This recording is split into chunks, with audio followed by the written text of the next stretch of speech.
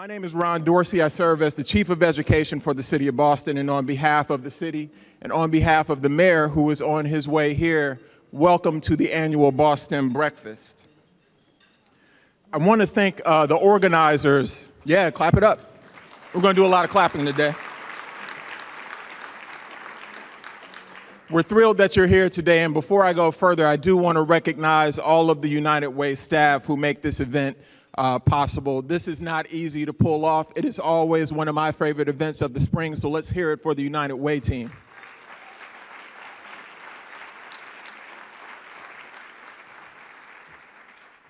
It's oftentimes not easy for a number of us to get to this event. Already we've had to deal with rain, sleet, snow, flooding, and I had to get through the most difficult element of all yesterday, which was jury duty.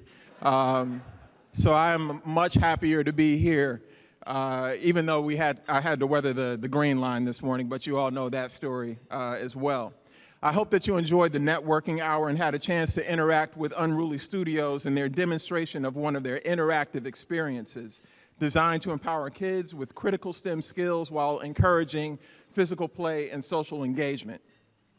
Today, United Way has brought together the people and the organizations who can make things happen for young people in our city. That includes you, the game changers and the hand raisers who will help ensure that no one is left behind and that young people are able to be the drivers of their own education and ride the STEM wave. So we're going to ask that you consider partnering with one another, partnering with the United Way, partnering with schools and nonprofits to make sure that our young people are at the leading edge, the future innovators, the future makers, the future scientists and experimenters. This room is filled with individuals with the skills and the stories of success and the power to inspire our students. Today, we'll recognize and celebrate our corporate partners who've been at the forefront of STEM education and building our future STEM professionals. Our first ever United Way STEM Corporate Leader of the Year will be announced later this morning. The mayor will be here shortly to make sure that we put the proper luster on that award, and so we will await him. But while we are doing that, we are going to partake in a ritual that we do every year at this breakfast. So this is the Boston Breakfast. This is not the Boston Tea Party. So there is not going to be anything polite about this. We expect you to make a lot of noise. So what we want to do is thank all of the partners who made this morning possible. So when you hear the name of your company, be loud. Do not be outshone by anybody else in this room. I don't particularly like to be up at this hour, although I am often, so you need to bring the energy this morning. So we are going to thank our first partner, and if you're not loud, we're going to do it again. You need to set an example. So first of all, I want to thank Partners Healthcare. Partners Healthcare, where are you?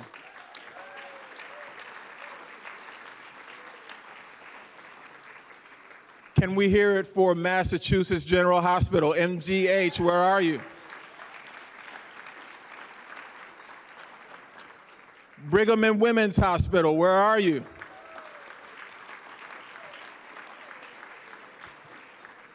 Now, I was sitting with these folks, so make me look good. Where's Vertex?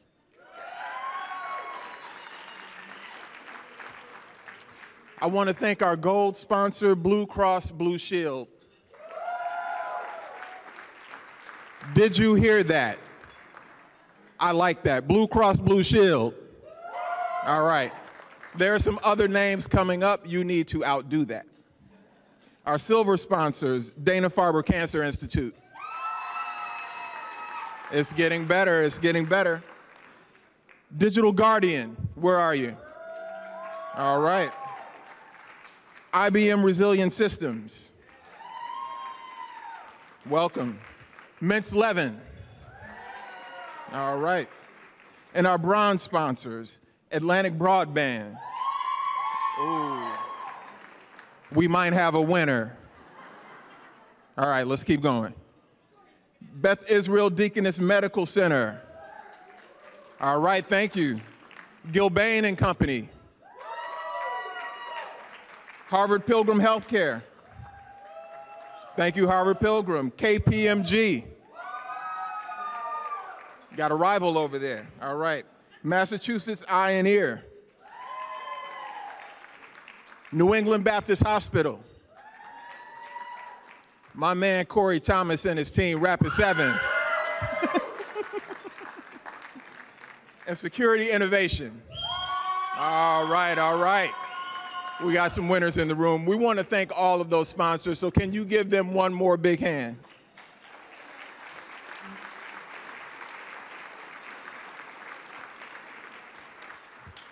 I'd also like to take a couple of minutes to acknowledge and thank our STEM Leadership Committee, who has worked tirelessly to bring us all together today.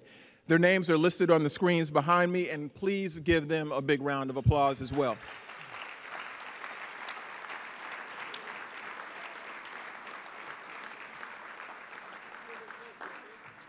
Lastly, our Boston work would not be possible without support and partnership from the Boston Public Schools and Boston After School and Beyond. So if BPS is in the house and Boston After School and Beyond are in the house, let us hear you as well.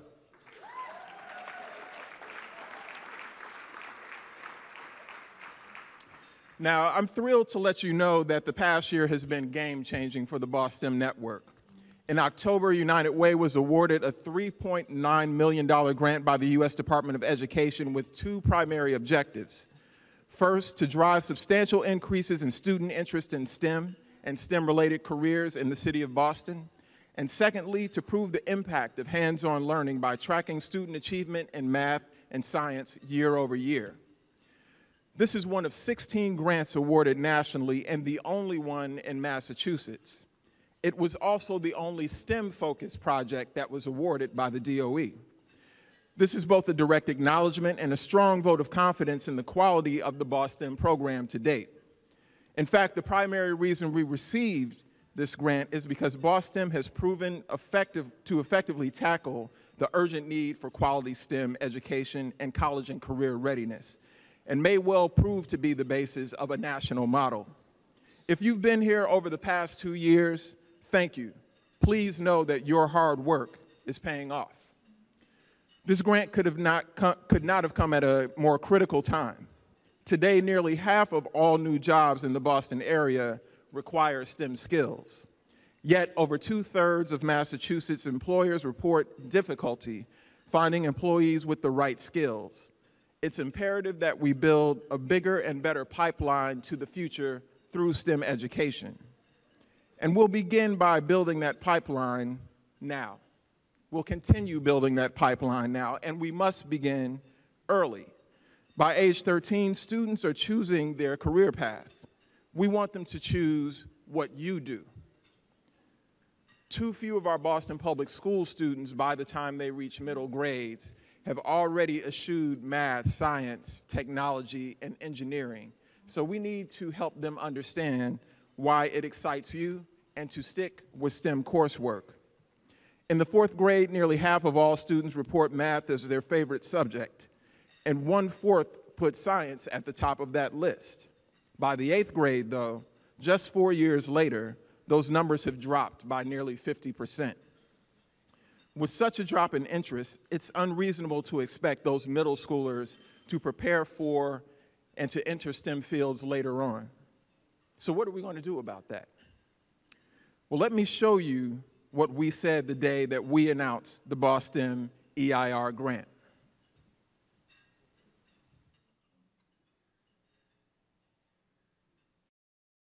If you look around this room here today, the world is in this room. You have kids and adults from different parts of the world. Our families came from different places. And what makes our country so special is the fact that we are truly an international country. My favorite part of my job is coming to a school and talking to young people. I love doing that because you are the future of Boston. Boston is at the center of education. Boston is at the center of STEM education because of what's happening in our city, what's happening with our young people using science, technology, engineering, and math in new and amazing ways, showing the potential of the workforce here in the United States of America and the world, quite honestly. Buenos días, estudiantes. Buenos días. In Boston Public Schools, it's our mission to close the opportunity achievement gap. 45% of new jobs in this city are STEM related. And that's why it is so important that you are getting these foundational skills. This work is project-based, it's hands-on. It's actually what you would do when you are the scientists, the innovators, the computer programmers of tomorrow. And why are we focused on grades 6 through 8? 44% of fourth graders report that math is their favorite subject, but that drops down to 27% in 8th grade. Thanks to a $4 million federal grant, we're going to add STEM and after-school opportunities from grades 6 to 8. It's going to allow us to increase our resources to 10,000 students over the next 5 years. They're going to get hands-on experience from industry professionals. Boston's future is based on you kids. It's based on the good things that you're going to do. We're not just at the Umana School, we're at a footprint of the world here. So what our opportunity is now is to find ways that we can get more people involved in STEM-related activities. BOSSTEM is really where curiosity and creativity meet critical thinking. Learning doesn't stop at school, but includes after school and summer. Our goal is to make sure that kids have fun after school, they have a safe place to go, they make new friends, and they learn skills that will get them ready, not only for success in school, but also well beyond in college and career. Wonderful. So one of the things that you did not see or hear in that video, but that I had the privilege of partaking in at the Umana, was actually talking to the young people. So you already knew that the old people were excited about this. But you should have heard the students walk you through the projects that they were doing. You should have heard the Q&A that they had with the mayor after that, that not only ranged from STEM topics to what was happening in school that day, but also pressing national events that they were aware of and were ready to have a sincere and deep dialogue with the mayor on. It was really an incredible day. So we know we've got the right people in the seats in terms of the young people. We know that we need to step up for them, and that's what this morning is about. There are another set of folks who are stepping up for young people who were highlighted to some degree in the video, but we want to give them special acknowledgement. There are representatives here from 8 out-of-school time programs who will work with us over the next 5 years to prove that BOSSTEM is a powerful approach to reversing declining trends in STEM interest among middle schoolers. These are the best of the best organizations in Boston. They're uniquely positioned to help get middle school students excited about STEM learning and STEM fields. They offer a strong focus on positive youth development and a variety of hands-on learning opportunities in settings that school alone cannot provide. Please join me in thanking the partners on this slide who are making it happen every day for our young people.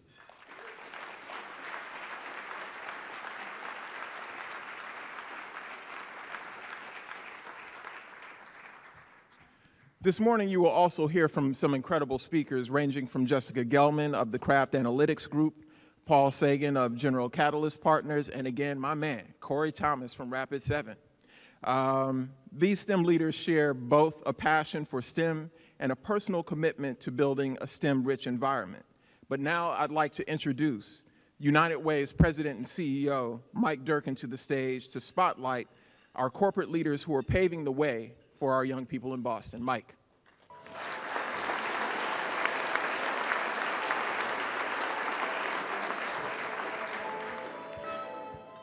Well, Ron, thanks very much, and good morning to all of you. It's interesting the way sometimes science intersects in your life. Big day today. We've got some great organizations, great supporters, and some great honorees that we're going to recognize as corporate leadership.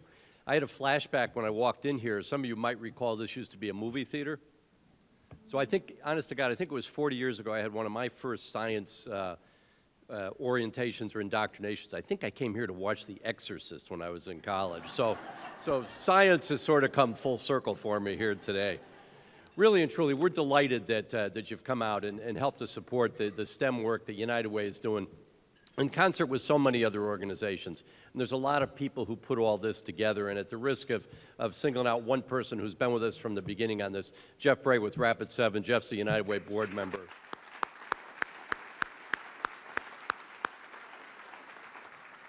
When we were trying to figure out how we could make this be the best intersection between United Way's good work, the work of so many corporate and individual supporters, and then the kids and organizations that support them, Jeff was one who really helped to plow the road ahead. There's others that have come on in the meantime. We appreciate all of them, but somebody had to start this out, and Jeff clearly was one of them.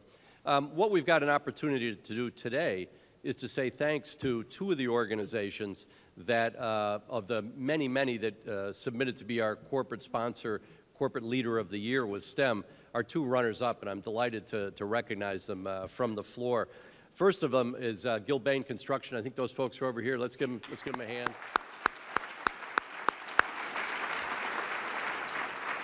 You know, Gilbane as an organization has been around since 1873. I can tell you that their commitment to United Way in Greater Boston and in the communities in which they work is deep and real. They've had their people out doing STEM-related projects, exposing kids to learning opportunities at schools throughout eastern Massachusetts, throughout Greater Boston. They've been with us for a very long time. We really appreciate the partnership. Congratulations on being one of our runners up here today.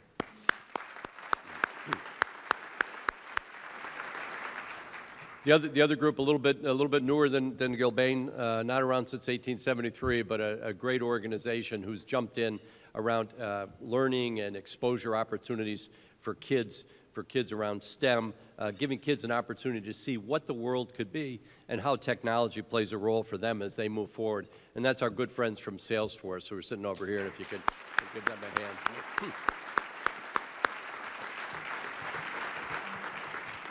We're also delighted at United Way. July of this year, we're launching nationally with Salesforce the philanthropy platform. It's a great opportunity for individuals to impact their community through volunteering, through donations, through understanding more which organizations are really having the right kind of inflection on kids and families throughout the community. So we've got some great organizations who've done great work. We're fortunate to be able to recognize a couple of them today. One of the things that we wanted to do before the mayor came in is just to give you a little bit of chance to talk to each other, and maybe just for a second, because we come from different backgrounds, just share what some of your first learning experiences were around science, technology, math. You know, think back to either when you saw The Exorcist with me that evening, or, you know, in your science project, whatever it was. Just share for a couple minutes amongst yourselves, and we'll come back to the stage in just a second. Thanks.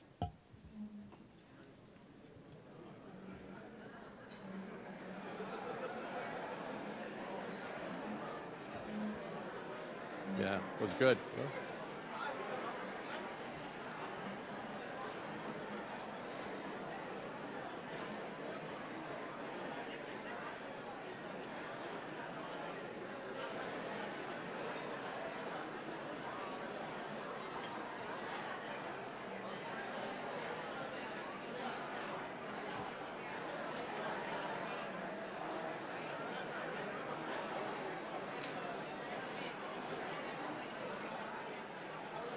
Okay.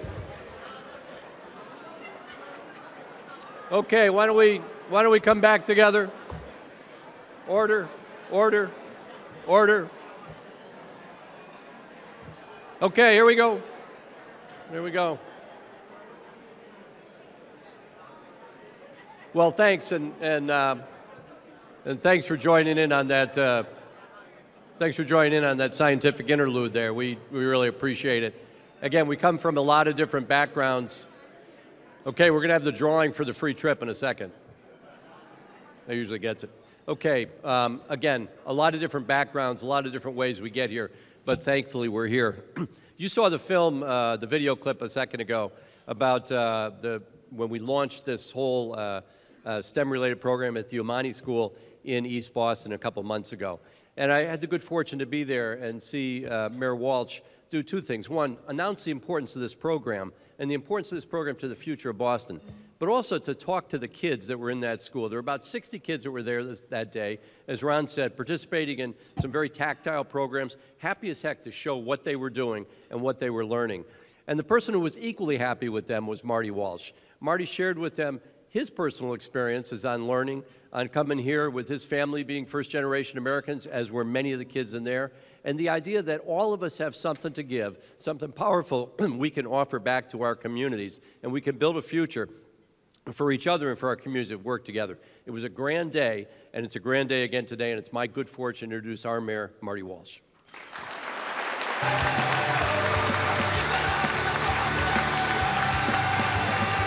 Thank you, Michael. Let me just take a minute to thank Michael and the United Way for the great work they do in the city, in the Commonwealth, in the country.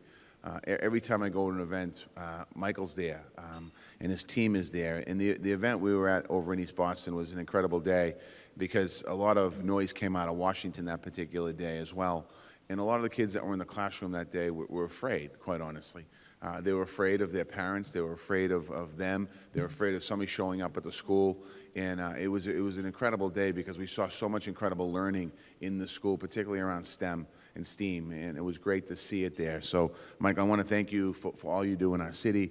Every time I pick up the phone or somebody calls, we get it done. I'm not going to touch this Lego thing; I'll break it. But I want to thank you. I want to thank Ron Dorsey as well, Chief of Education in the city of Boston, who does incredible work in our city and with education. And thank you, Ron, for all you do. And before I congratulate Jeff, I want to thank everyone in this room. As I look around this room, I see most of the people, a lot of the faces I see, I will see at an event tonight. I'll see it at an event tomorrow. I'll see it at an event next week. Many of you in this room are the leaders of helping our young people be successful. And right now in our city, we're going through this incredible transformation. And really, it's about how do we make sure that the young people have opportunities for success. And last night, I was at an event called Get Connected. Colette Phillips put it on. It was about diversity. And I was on a panel, and they were asking us, what is the future? What is the strongest way to deal with racism? What is the strongest way to deal with inclusion? What is the strongest way to deal with different things that we have, problem challenges we have right now in society? And one of my answers was education. Education is the answer. Education is the answer to inequality. Education is the answer to poverty. Education is the answer to racism. Education is the answer to crime. Education is the answer to so many things. When people have the opportunity and get that early foundation in their life, young people get that early foundation and we can create a pathway, it's so important. Many of you in this room have had, thank you.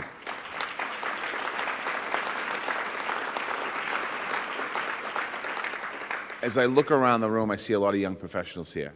And the reason why, one of the big reasons why you're here this morning and you do what you do is because you had a strong foundation for education. And I want to just stress that. That's what we can do. And the person that we're honoring today, one of the people we're honoring today, Jeff Leiden, is a person who believes in his core about education. He's receiving the first ever STEAM Corporate Leader Award, an award that is well-deserved. I met Jeff about 5 years ago. I knew who he was before I was the mayor. I was a state representative, and then when I became the mayor of Boston, I instantly knew that this was a partner in the corporate side that I had to get to know. And I thought that that's what the relationship would be, a corporate-mayor relationship. And soon after that, I realized there was so much more than that. Jeff and Vertex has helped make Boston and Massachusetts a leader in life science, as many of us in this room know. Under his leadership, Vertex has continued to thrive. They've made significant advancements in treatment of curing some of the most serious diseases like cystic fibrosis. They're committed to solving the biggest challenges of our time in changing people's lives as a company. As a business leader, Vertex truly stands out, and there's no question in my mind about that. They care deeply also about the students and getting them excited about careers in science. And one of my first tours of Vertex was right after the building was built. And I went through the building and I saw the science labs and I saw the workspaces. And then I saw Jeff's face light up when he took me into the lab where the kids learn. And he was so excited and animated about the conversation we had there about how the young people are doing the same exact thing as some of the scientists downstairs, obviously with a little difference, but some of the same things, and learning and teaching them what their future can hold if they continue to move forward in that field. And that's what was called his Learning Lab at the Boston Public Schools. And it was incredible to see Jeff and his team and how excited they were. The Learning Lab provides STEM education for career opportunities for over 1,000 Boston Public School kids. These are kids that would not have had this opportunity. Most of us in this room didn't have that opportunity. We didn't have the opportunity to go into a laboratory and actually see people working and actually see the opportunity. And these young people, when they go in, they get coats and they get glasses and they get gloves and they walk in like all the other scientists that work in the building. And it's an incredible opportunity to see. I want to thank Vertex for being one of our first partners and our anchors in the BOSTEM program. They also partner in our summer job program. And Jeff also is a person that my first year as mayor, again, I went back to his office and he brought in, I think he brought in about 15 to 20 biotech companies and pharmaceutical companies that sat around the table. These are companies that had never taken part in our summer job program in the past. And he put a challenge to them to step up and to help us to give young people opportunities. And ever since that year, he's done it every single year since. He's brought people into his conference room with his team to talk about the importance of giving back and helping young people. They're helping prepare them for the cutting-edge jobs of tomorrow and giving young people opportunities and options that they weren't having. Last year, Vertex announced a $50 million for STEM education as part of their campaign for giving. That means thousands of students all across the city will continue to have access to the Learning Lab, to mentoring, to internships, and I can't wait to see the impact that they're going to have in our growing pipeline talent and the future of our innovation economy. This year, we're going to be opening the Dearborn STEM Academy in Roxbury. It's the first new high school in Boston in over 30 years, and the focus is on STEM.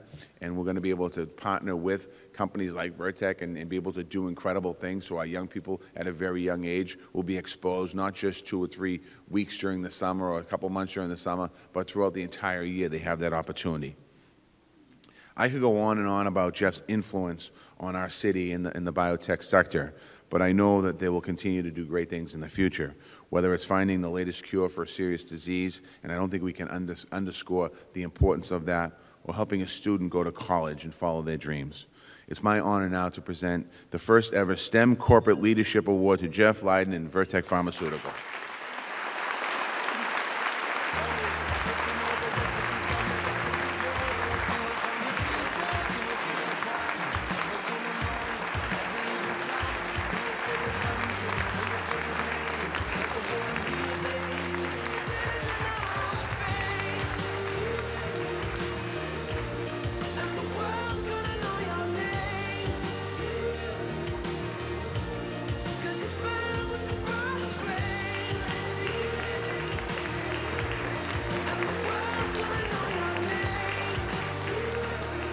Thank you so much, Mayor Walsh. It means a great deal that you came here to give me this award. I think all of you know that the mayor, since before he was mayor, has been one of the most passionate and steadfast advocates for education for our young people in the city.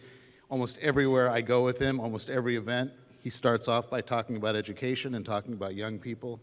And he doesn't just talk about it, he's put in place with his team just some absolutely incredible programs to give our young people more opportunities. So thank you for all you do for STEM education. Thank you for coming today.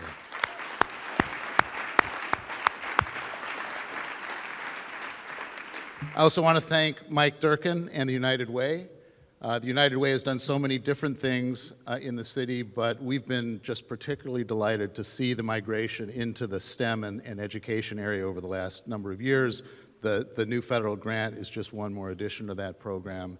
But you have just been an incredible partner, and we look forward to working with you on many of these projects. So thank you, Mike.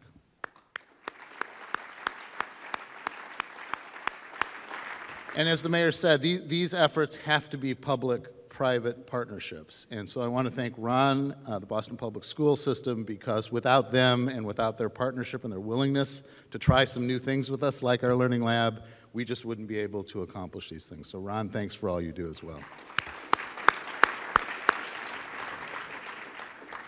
So at the risk of repeating a little bit what you've already heard, let me talk a little bit about why we are so passionate about STEM education. You know, at Vertex, we start by believing in exactly what the mayor said, that education is the single most important force, the most powerful force that will allow us to address so many of the social and economic issues that we're struggling with in this country. Why do I say that? Actually, the mayor said it more eloquently, but I'll give it a try too. It's really the only way that we can provide opportunities for all of our kids and our citizens to achieve economic prosperity. It holds the promise to reduce and address so many of the important social issues that we worry about, issues like crime and issues like drug addiction and issues like racism. The only way we're going to do that is by educating all of our kids and all of our citizens. It enables a better informed public, and I would hazard a guess that that will allow the public to make better political decisions. Not saying anything, but that's going to be important as well. And it'll ensure that America continues to lead the way in innovation. I don't need to remind you that there are many countries out there that are quite envious of what we're doing in innovation, whether it's on the tech side or the biotech side. They're spending tremendous amounts of time and money on educating their young kids. This is a war for talent in the end of the day, and in order to win that war, we need to educate our young kids, and if we do, we will be competitive. Now, obviously, Boston is famous for education. It's particularly famous for educating the leaders at the college and PhD level in science, technology, engineering, and math with Harvard and MIT and all of the other universities that are here. But the irony is sometimes we don't pay nearly as much attention to educating the children who grow up right here in our own communities, because the fact is we're sitting in a sea of incredibly young, talented people. One of the things we've seen in our learning lab that's just so inspirational, and the mayor mentioned this, is that when we bring those kids in, they're every bit as talented, every bit as excited as kids from anywhere in the world. We just need to provide them with the same opportunities. We need to develop that talent both selfishly to drive our own innovation economy and to remain competitive.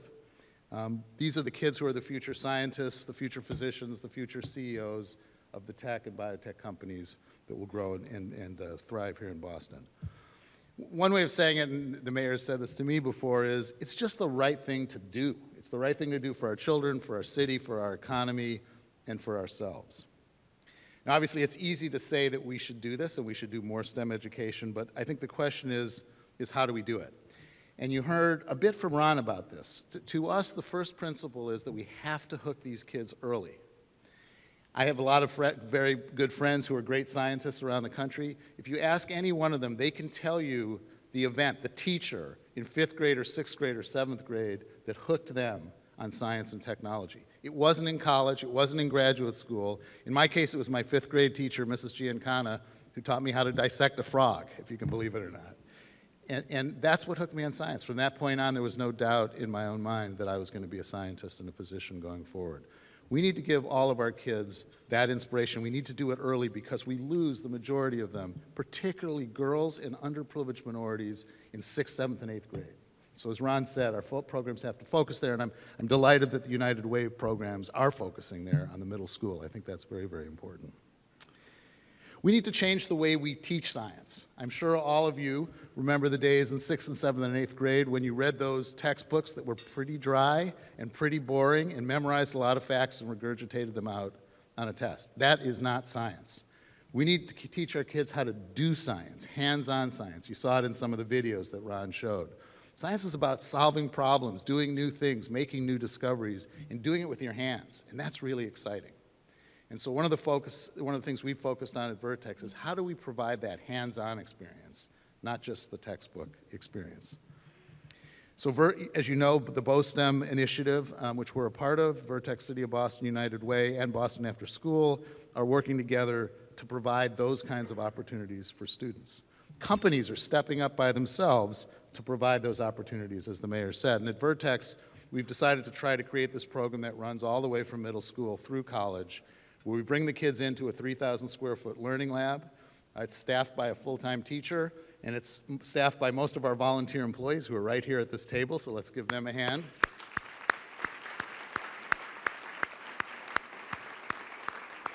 We bring more than 1,000 Boston Public School kids through that lab every year, and they do things like learn how to sequence DNA, learn how to build hydrogen-powered cars, learn how to do forensic experiments. And they come out different people with a different level of excitement about science. 35 of them then join us in summer internships where they spend the morning in the learning lab and the afternoon working at one of several jobs around Vertex, some at the bench, some in computer science, some in finance. We do after-school programs where we help them with their science fair projects, and we're very proud that I think last year 3 of the top 5 projects in the city came from some of the kids who had worked with us at Vertex. And then finally, we offer a 4-year full-paid college scholarship to 2 of those kids for STEM education. Room, board, books, education at any Massachusetts college that they can get into. So you might ask me, well, how is that all working out? And Ron showed you some very impressive numbers, and I can show you some very impressive numbers and statistics. But instead, I thought I'd just tell you a story, which to me sort of exemplifies. It's a story about one of our students named Gladys Baez. So Gladys, a young woman I first met as a sophomore, I think, in high school from the Excel Academy. When she came through our learning lab one day, and as the mayor said, I'd go down there sometimes and talk with the kids, and she was just particularly excited about science and about the lab. We brought her back, and she did several internships at Vertex over the summers and got more excited about science. And then she was one of our first college scholarship recipients, and she's now in a STEM program at UMass Boston, and she wants to be a physician scientist.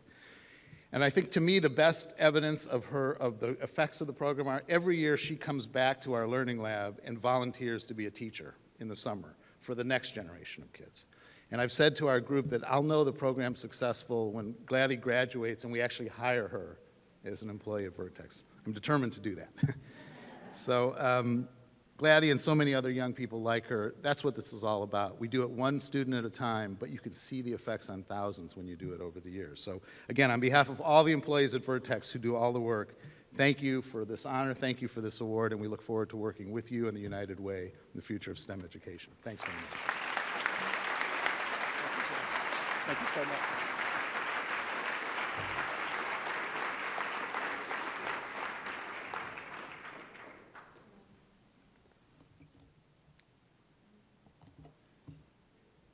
So I think Jeff Leiden just took all of the excuses out of the room. If you don't know why you would do this, if you don't know what to do, if you don't know how to do it, the roadmap just got laid out. So before you leave, if you are still scratching your head, please talk to Jeff and his team. They will walk you through how this is done. The lift is a lot easier and far more impactful than you could ever imagine. I've got the honor right now of bringing up another one of Boston's STEM leaders, and her name is Anaya Benders. Anaya is an 8th grader at the Gardner Pilot Academy in Brighton, Massachusetts, and she is one of our future STEM leaders. Anaya, come on up and join me.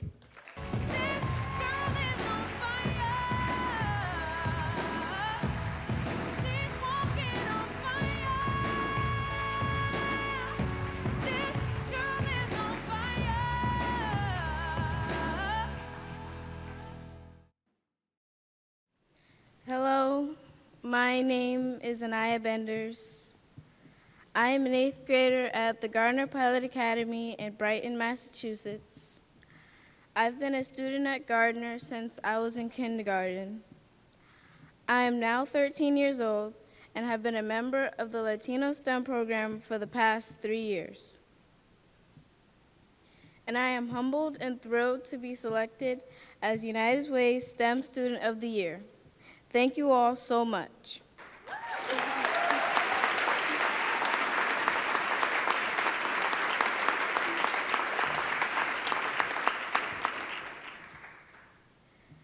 I got inspired to join STEM in the 6th grade because I was interested in doing robotics, and I was kind of a mini nerd back then.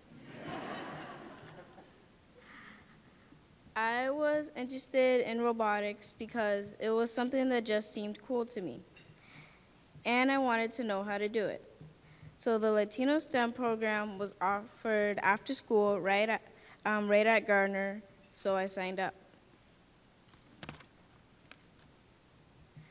Right from the start, it was awesome. I learned a lot my first year there, and it was a lot of fun too. As I think you'd expect, I learned a lot about how to program robots. And at the start, I had a lot to learn. The first robot I programmed was supposed to move forward in a circle. I got it half right. It went in a circle all right, but it did it going backwards. So I learned that if at first you don't succeed, you get back to it and figure out figure out what went wrong, and get it right. But I also learned something I didn't expect: how to talk to people more and more effectively. I learned to talk to people more by working with my classmates, talking to them about how to solve problems, and by talking to members of other teams.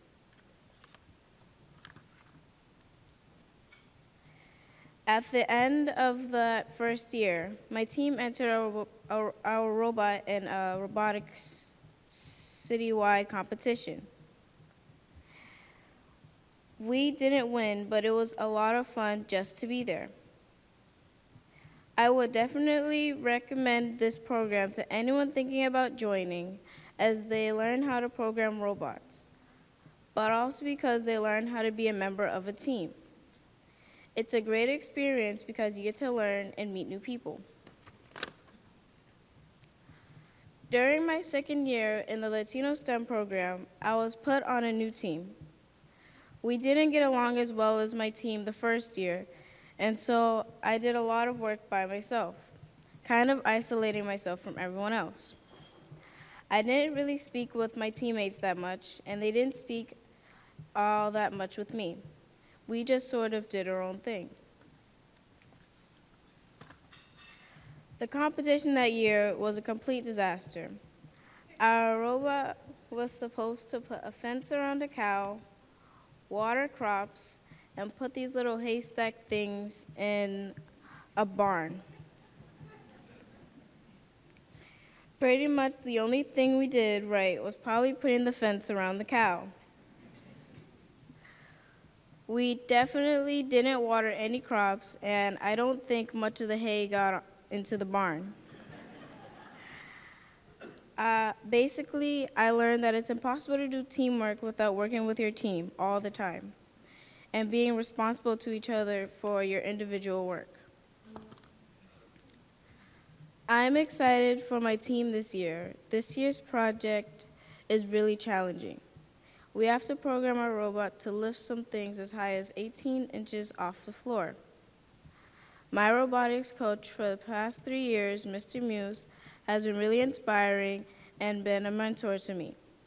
He is always encouraging us to try new things and to never let ourselves believe that we can't do something. I am thrilled that he is here today, sitting at the table in front of me. Please give him a round of applause.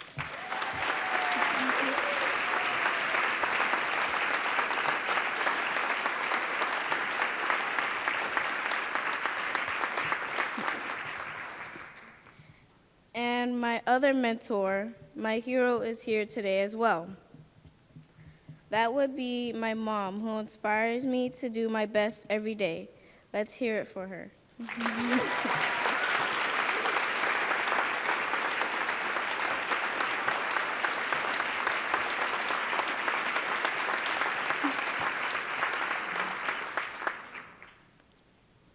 Next year, I'm going to be a freshman in high school.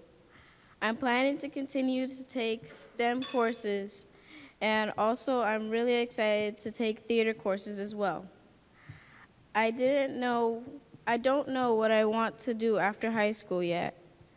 My older sister is going to college next year to study to be a veterinarian. So I guess the STEM gene runs strong in our family.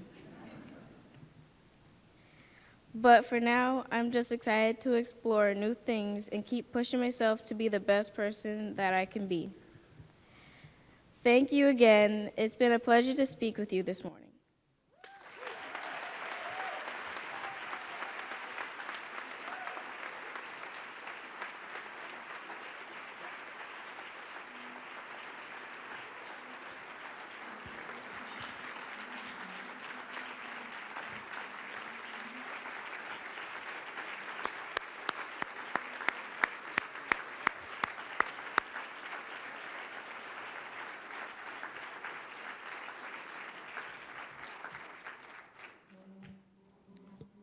That was scientist, technologist, engineer, and mathematician Anaya Benders. Thank you, Anaya. We really loved your story. And congratulations for being our STEM Student of the Year. Now you're going to hear from one of our very own role models in the STEM community who has seen firsthand the impact corporate partners can have on local students. Please join me in welcoming United Way board member Jeff Bray of Rapid 7.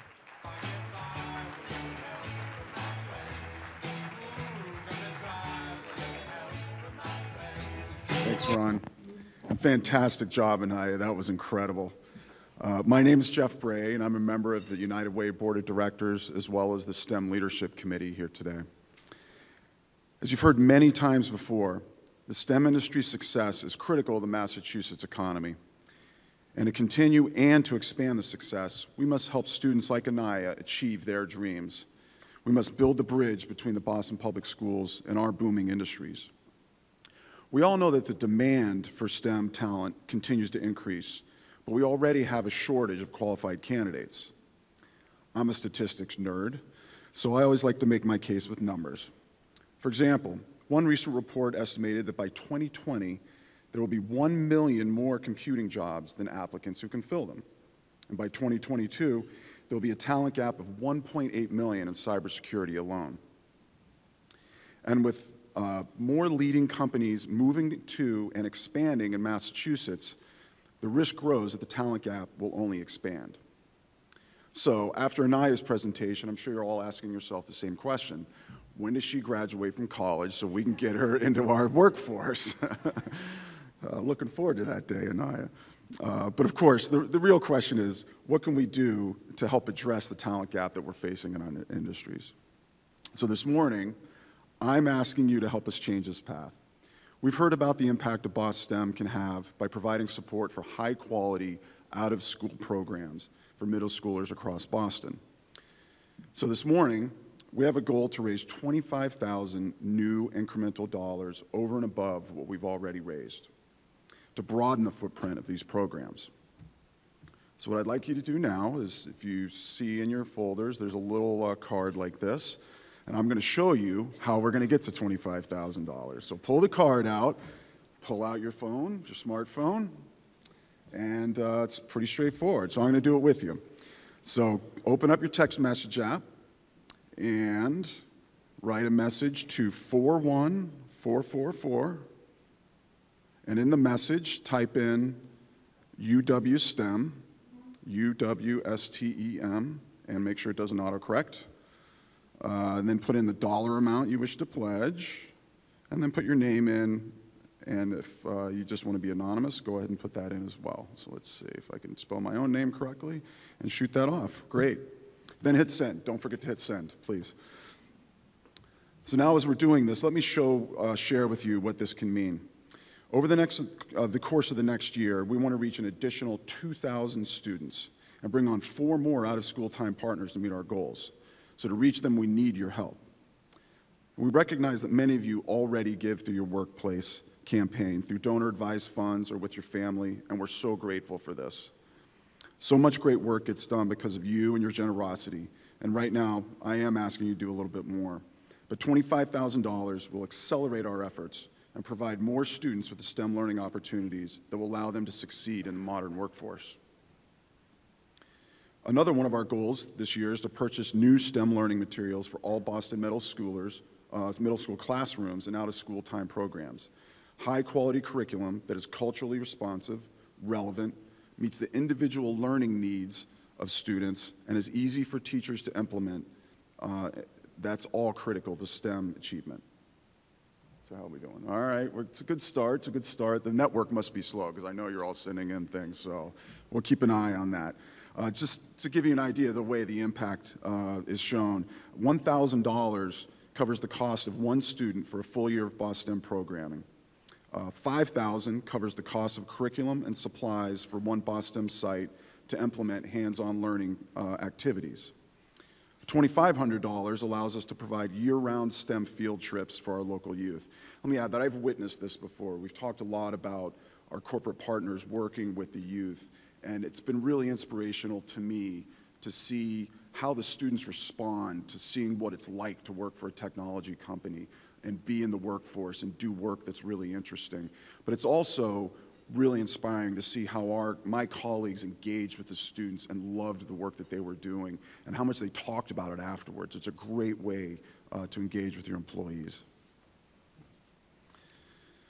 So getting all the way to 25,000 can really help us grow BOSSTEM, signing on a new community partner and allowing us to significantly expand that reach.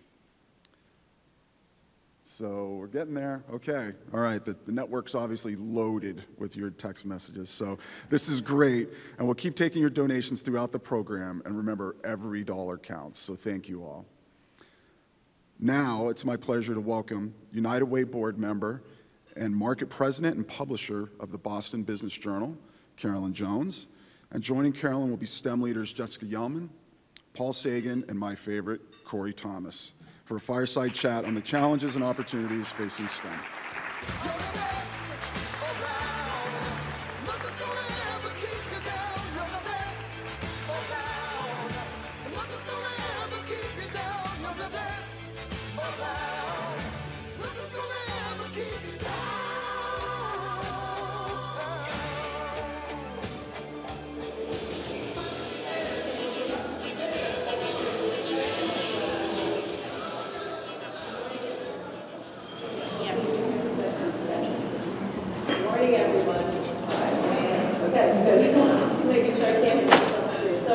Congratulations to Jeff Leiden and really thank him for all the great work that Vertex is doing. And of course, special congratulations to Renee. That was an amazing speech. I give you credit for doing that. I don't think I could have done that when I was 13. I don't even know if I can do it now. So congratulations and really great job. Thanks so much for all of you for being here today. It's really amazing. Hopefully, let's see. No, I was going to say we should keep the number up there. That inspire you to give as we're talking to this great panel that we have. So I'm going to give you all just a quick moment to really introduce yourselves so that everyone can learn a little more about you. Maybe just talk about how did you become a STEM professional? How did you get into the field? So Corey, you want to start? Yeah, so Corey Thomas, I'm the CEO of Rapid 7. For me, STEM started intuitively early in life. My father was a graduate of high school, but was a self-taught electrician. Where he taught himself, and yeah, for those of you who don't know what it's like to be a kid of a self-taught electrician, that really means that you go into all the crawl spaces to actually run wires, and so you deal with all types of interesting things there. But that was my experience in early entrepreneurship. Jessica. Sure. Hi, everyone. Jessica Gelman. I'm the CEO of Kager, Craft Analytics Group. And so I played basketball at Harvard. And when I was in school, I was always very fascinated with how people perform well at the end of games. What are the characteristics of people who are really successful? So Michael Jordan was the person that I looked at because I grew up outside of Chicago. So when I was in college, I actually ran a bunch of experiments. Psychology, trying to understand who does well and who doesn't, and it was obviously very statistically heavy, so I'm the M in STEM, and that really started my fascination with data and analytics, which is now obviously what we do in the sports and entertainment industry. We are a spin-out of the Kraft Sports Group, which is obviously the New England Patriots. Wow. Good morning, everybody. My name is Paul Sagan. I'm a partner at General Catalyst Partners, and before that, I was CEO of Akamai Technologies. So I ran a math company for which I was completely unqualified. So I give hope to all the liberal arts people. I was the liberal arts person. The last time I took a STEM class was really in high school. I learned to program using punch cards and Fortran, so almost the dark ages. But I had an accidental transition from one career as a journalist to running a math-based company because I was interested in how technology changed businesses. And I think it gives hope to almost anybody, or maybe inspiration, that you should keep moving towards a STEM career, because STEM keeps changing almost every business that's out there today. Absolutely, you know, that's it, and that's great inspiration for the young people in the room thinking about a career. Sometimes I think when you see that 50% drop-off, what happens, I think it was the 8th grade, is that they think, oh, you know, I'm not good at math, or it's boring, or it's, but really we have, you know, cybersecurity, we have sports, entertainment, the industries that you all have worked in different places in your career. So really, the possibilities are endless, and as you said, Paul, it's really sometimes accidental, but really STEM is intrinsic in everything we do, and so the importance of being engaged in that is tremendous. So maybe talk about a little bit, what do each of you see the biggest growth opportunities? Because again, you are in a variety of different fields, but all that have those roots in STEM. So what do you see the biggest growth opportunities in the STEM fields over, say, the next 25 years? Big question. Jessica, you want to start? Sure. Well, I mean, first and foremost, working with the crafts who are innovators and leaders in kind of being at the forefront. The fact that we chose to spin out this company 2 years ago is really significant. So just with data in particular, 90% of all of the data and information that we use today has been created in the last 2 years. And the amount of data that we're going to create is going to double again in the next 2 years, and so on and so forth. So this challenge of kind of capturing data, analyzing data, using technology to integrate and use that information to make and inform decisions is really critical. So I think first and foremost is going to be the technology and obviously people. Hiring, we are actively hiring and growing as a business. And the other component is the security side. Corey and I were just chatting a little bit about that. But all of our information is kind of out there. And so folks like us, we're helping teams and leagues and folks in the sports space create a better experience for you guys on game days, or when you're trying to learn more about your favorite teams. The Philadelphia 76ers are clients of ours, and using data to make your experiences better. And that component of using data is just going to increase at a really rapid pace over the next few years. Absolutely. Corey, cyber's it's everywhere, so talk a little bit about what you see. Yeah, so I think cybersecurity is, increasingly part of the fabric, I think, of what it takes to actually have a society that relies more on technology. And if you're going to rely on more technology, you want to make sure that technology doesn't do harm. And so that creates a massive opportunities. Jeff Bray quoted some of the stats about the big gap in jobs in cybersecurity. I would say that it's one, both around the world, but specifically in the US, it's one of the emerging crises that we have, is that we don't have enough people to secure the foundation of the technology that our society increasingly relies on. And I think it actually points to another thing. In many ways, I'm inspired by what Jessica and her team are doing, because you take an industry like sports, which I wouldn't think would be about technology, and increasingly it's so much about sort of technology and data. And what I would say is, I think the cool thing is sort of it evolves, is that as technology becomes more pervasive in everything that we do, I also think it becomes, frankly, funner for actually kids and students and other people to participate in the technology economy, because it's integrated and it becomes sort of like an attribute and a part of doing something more meaningful. And I actually think that creates a sort of a gap, but also creates an opportunity for people to do more interesting things. Absolutely. Wow.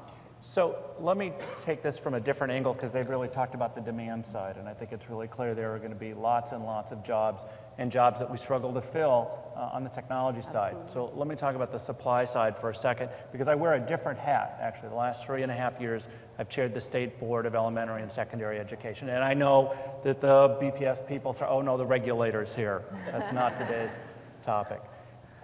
I want to share that we are going to hit the 25th anniversary of a concerted effort in this state to perform a different miracle, which was to change public education. And 25 years ago, Massachusetts was in the middle of the pack around the country. And 25 years later now, we lead the nation. We have the best public schools in the country. Now, to use a sports analogy, I like to say we're really fortunate we get to play in a so-so league. Measured against the other 49 states, some of them are pretty crummy at this. Our real competition is the globe, and there are all-stars, and that's where we have to aspire to be. But what we've seen in 25 years of measuring what we wanted to accomplish and holding ourselves accountable, we have lifted up thousands and thousands of kids to a level that says they can compete for jobs here and everywhere. We've also learned that we can educate everybody, wherever you come from. The problem is we don't yet. So the answer, by and large, of how well you'll get educated here is known by your zip code. And that's the thing we still have to fix. But we know we can do it, because across the city, in Boston, across communities in the Commonwealth, we take kids of all varieties, all genders, and all backgrounds, and many of them can achieve at the highest level. So we know what we have to do, and we've proven that we can do it. And if we're determined and we don't take another 25 years in this effort, the supply will meet the demand, with kids from our own community for these jobs. And I think that one of the things that people can think about as they leave here is how can you inspire more schools? How can you inspire young people to teach STEM? We have a huge shortage of STEM teachers in middle school because all of you want to hire people who know STEM for a lot of money. Maybe they'll go to the university or high school. We need them in the middle school, which we don't glamorize as a place to go teach. So anything you can do to encourage people to teach middle school kids, we'll see more of what we heard from our award winner today. Absolutely. So I think there's a supply side problem that we can all address because we've demonstrated great progress and not enough, and we can all push that one.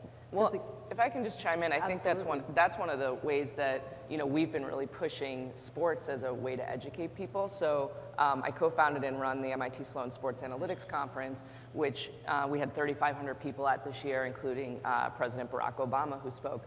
But a huge contingency of the attendees is by design students. And the cost of attending the conference is very low for students, and that's on purpose. We actually have a huge percentage of high school students who come to the conference. Wow. And so I think providing those forums that is easy for people to relate to, and obviously folks like sports, but what are the other things that we could be thinking about applying science and analytics and engineering to? So like arts is an area, for example, that I think is really underserved. Yeah, absolutely. Any thoughts on that, Corey? No, I mean, I think you hit how do you think about the supply side? So. Definitely. We're going to get to that in a couple of minutes and just get to your specifics on what can, about what can business, school, and parents do to build STEM. But talk to us a little bit just about your own organizations or the various organizations you've been involved in. And what were some of the challenges that you faced? Because we hope these young people want to get involved in STEM and maybe build and grow companies. And so what were some of the challenges, and Corey, maybe you could start, if any, did you face in building your company? Yeah, so I think that there's sort of like two aspects. One, you actually have to hire people, which is sort of like finding people, hiring people. Mm-hmm. I would say the other one that relates, I think, partially to the drop-off that you actually see in STEM is one that we actually face. Is I think somehow we've created an education system that's about filtering. And that's about checking the box and about sort of what grade do I get. And what we find is that we have lots of students that come to us, even when we find them, that are very much of a mentality about, have I checked the box, have I got the grade? And it feels like the curiosity has been actually beaten out of them. And I think that that is both a negative for society to actually have a society that has more focus about how do I actually have the optics of getting the right grade than actually being curious about learning. Right. And I think that that also is partially the reason why people lack interest in some of the areas. I would say the way it impacts our organization is that lots of the stuff around sort of like science and innovation is about the learning because frankly you have a whole lot of failure along the way. Right. And so what we find is that we have to do lots of the reprogramming around sort of the attitudes towards failure and the attitudes towards getting an A and say A's are not the goal. The goal is actually to learn and to actually do some of the best learning in the world. You actually get a whole range of sort of like, A's, B's, C's, D's, and F's. And the question is, what do you learn from those? Right. And I think that, for me, and I see that firsthand with my own kids, they're in school, is that so focused on just getting the A's, is that like learning and curiosity have been tamped down. And that's one of the things that we are trying to spend lots of time on. Absolutely. Jessica, Paul. Yeah, I think similar along those lines, we see often it's a cultural thing, right? Which is that people don't really, they're more reactive, they're waiting to be told what to do versus being proactive and identifying and then taking ownership for what it is they can and should do. And I think, you mentioned, Paul, that you studied liberal arts in school. I think there needs to be this healthy blend of both the science and analytics side of what we're doing, but also this kind of innate curiosity, but also wanting to own and make a difference and make a change, and kind of recognizing that it's on each of us. And I don't really have like a great solution for how to do it, except to encourage people to take risks. So I think that's the biggest thing, is kind of in creating the right culture for people to feel like they should step up, and it isn't necessarily that they're waiting for someone else to do it. It's actually talk about the piece, really the communication piece that Anaya mentioned. If you don't have that, if you don't work together or have that communication, then all the technology in the world isn't necessarily going to work. That's right. Paul, any thoughts on that? Yeah, sure, and we'll try to make it actionable for people. So we heard the inspiring message from the mayor and from Ron about the power of education, and really I think the comments on what's embedded in some of the legitimate criticism of the system is we have an agrarian schedule applied to an industrial model, right? So schools are an assembly line, and the vintage of the product is your birth year. And we put you on a conveyor, and out you come, and you're stamped 12th grade with a date, right? And the schedule is agrarian. So you get the summers off, and you're done early in the afternoon so you can go do chores on the farm. Right. And we've been locked into this combination for a long time. That's very true. But the kinds of programs that you heard Jeff talked about, or that Boss STEM is sponsoring, can fill in these other things. So the afternoons and the summers, and we can find ways to break the monotony or the schedule and inspire young people and help them realize that there are great careers in STEM. And they may be a bench scientist, they may be a PhD mathematician, or they may be simply somebody who works in the company. The war for talent we have is not just for those jobs, and certainly we're fighting for the best brains on the science end, but they're who staffs accounts payable, who works in sales. These are jobs that all now require some math and some technology, or even just understanding the products of these companies. And so we have to inspire all kids, even the ones who wind up mostly studying liberal arts and go into some of the other jobs. If we do that, we're going to win. Absolutely. You know, I mentioned, and we heard earlier that, you know, interest in STEM subjects dropped by 50% in middle school, which is really a tough statistic. And higher for girls. Absolutely. And so what do you think, let's maybe if we just talk from your perspective about what we've heard, some of the great things that Vertex is doing and what other companies are doing. What can industry do to help increase the interest in STEM? What are some other ways, you know, outside of or in addition to enhancing some of the programs that schools like companies like Vertex are doing? What can industry do to increase that interest at the student level? My experience has been open your doors to students and to teachers. Let them come in and effectively see opportunities. These are pretty vague careers to young people, right? They exist in these bland buildings, and we use bad language about them too. Oh, they're nerdy and things like that, and they're not cool. Well, people need to come and see that they're really cool and they're really interesting, and you get paid really well to do them too. And then kids lighten up about it, and you can see the spark come on. And the real importance, and the gender thing is really important in middle school. We have to change the way we talk to young people, girls and boys, about who can do these jobs. We should have no expectation that you can't do it, and that's the kind of vocabulary that's we all use in ways we don't even understand, and that has to change, so that young people are not discouraged and think, that's not for me, that door's not open. I think also what you said earlier, just quickly, you mentioned the teachers as well. Companies opening their doors to teachers. There are companies that have programs where they encourage the teachers to get in and get excited and learn what's really going on outside their school so that they can bring it to the students as well. Corey? No, I was just going to say, I think that, Paul, I think engagement matters. And so part of what, and it always seems like, you know, can I really do anything? Can I engage? What we found that as we've started to, I would just say, be more receptive to the engagement that you have there, is that there's lots of teachers and there's lots of interest from the students of just not just learning what you do, but actually having the opportunity to see what it's like. And as we've started, we're at the early stages of the journey, it has been both personally inspirational in lots of ways, but it's been somewhat easier than what we expected. And I think that setting up and partnering with different organizations to set up an engagement dynamic where you're actually working with a set of schools, a set of classrooms, a set of teachers, has, I think, been easier than what we expected to actually just provide the exposure. And it's also been gratifying for our employees. I mean, that's one of these side benefits that we didn't sort of like think about. We thought we were doing something there. And the employees that we actually have who've engaged have walked away inspired. Absolutely. And that helps with retention because they feel like they're part of something. Any thoughts on it, Jeff? Yeah, I mean, I think obviously being predominantly in the sports and entertainment space, we do host a lot of schools that are coming down. I think it's been pretty fascinating how many colleges, BC, MIT, there's a bunch of different schools, Harvard, that have actually started specific analytics related programs at this point in time.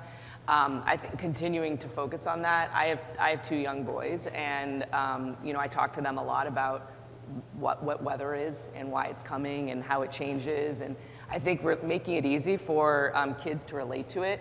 Obviously, they're sports fans as well, and what we hear about players doing is something that kids really relate to. And I think we need to continue to make science and math and technology fun. And I think whatever that mechanism is, that's more of a story, is really critical. Excellent. Well, we've run out of time. We could talk all day, I think, about this. Hopefully you'll keep giving. I don't know, that's not up there, but keep doing that. Anyway, just give our panel a hand. Thank you so much.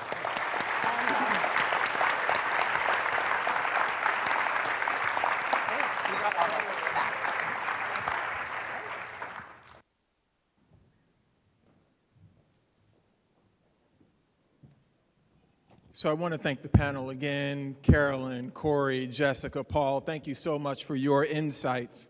We are going to close out for this morning, and before we do, can we get the electronic tote board? Are these things still called tote boards? That's like a Jerry Lewis thing, but all right, $18,000. So first of all, I want to thank the folks in the room who have given. I also want to tell you that I'm struggling a little bit here. Scientists, technologists have all of a sudden forgotten how to use their devices. Mathematicians, 18 is not 25. So I want to encourage you to keep giving so that we can hit our goal of $25,000. You will also notice on your tables that there is a card that you can fill out to indicate the role that you want to play in the Boston movement. I encourage you to fill this card out, but also to continue to be imaginative about the role that you can play. One of the things I love that Jeff Leiden said is that this is about growing homegrown talent. And if nothing else, my job as Chief of Education in the city of Boston is making sure that we've got a pipeline of homegrown talent. There are many roles that you can play to help fulfill that. You heard Paul say, open up the doors of your companies. Let teachers and students in to see what you do. Also consider having some of your professionals co-teach a lesson with some of our nonprofits during after-school time. Put them in the school building and in other community settings so they can see the direct application of the work that you do and how it connects to the lessons that are being taught. Consider putting together a week-long boot camp of the sort that we did for 4 schools with Red Hat over the winter break, where students got to explore open source technology, gain professional skills, and build teamwork competencies. Also consider letting teachers into your workplaces so that they understand the skills that you value and can turn them into curricula. We are doing this work with Autodesk, and we're about to do this work with the Federal Reserve Board's IT department as well. There are many, many roles that you can play, so please check the box, let us know what role you want to play. We're getting there. Should I lock the doors? That may be against the law. We won't lock the doors, but I want to encourage you to give. You've got the information that you need. Please take a few minutes to tell us the role that you want to play. We thank you for being here this morning. I want to thank the United Way team, especially Mike Durkin, Carly Asialo, and all my friends who make this possible here. We want to recognize again Jeff Leiden, and we want to recognize Miss Anaya Benders.